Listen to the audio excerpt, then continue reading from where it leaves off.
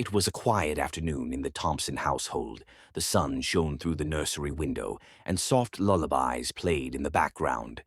Mom was busy in the kitchen, Dad was tinkering in the garage, and little baby Leo was supposed to be napping in his crib. But today, Leo had a plan so daring it could only be described as Mission Impossible. The target? His favorite pacifier. Earlier that day, Mom had placed the pacifier on the high shelf above the changing table. Leo is chewing on this too much, she had told Dad. Let's give it a little break. But Leo wasn't ready to part with his trusty pacifier. It was his ultimate comfort, his go-to treasure. And so the tiny mastermind formulated a daring heist to get it back. Leo peeked through the bars of his crib, analyzing the room. The shelf looked impossibly high, but his baby determination was even higher.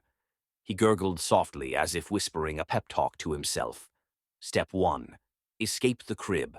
With surprising agility for someone in footy pajamas, Leo pulled himself up. Using his stuffed giraffe as a stepping stool, he hoisted himself over the crib rail. He landed on the soft carpet below with a plop, giggling at his success.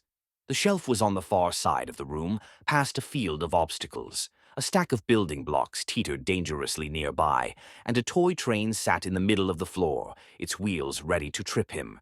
Leo crawled stealthily across the carpet, his tiny hands and knees moving with purpose.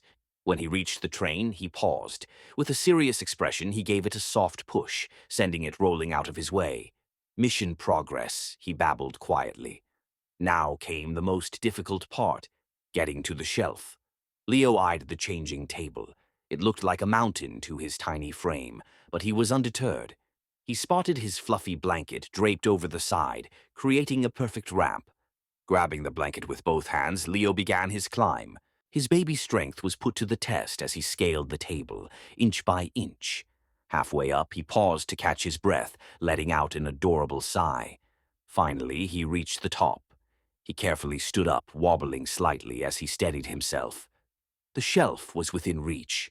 Leo stretched his little arms as far as they could go. His fingers brushed against the pacifier, but it was just out of reach. He shifted his weight, leaning dangerously forward. With one final push, he grabbed it. "Victory!" he squealed, holding his prize triumphantly. But then, disaster struck. The movement caused the blanket to slip, and the entire stack of diapers beside him began to topple.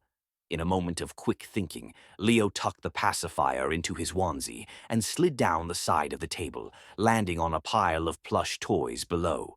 Hearing the commotion, Mom called from the kitchen. "Leo, what's going on in there?" Leo froze. His eyes darted around the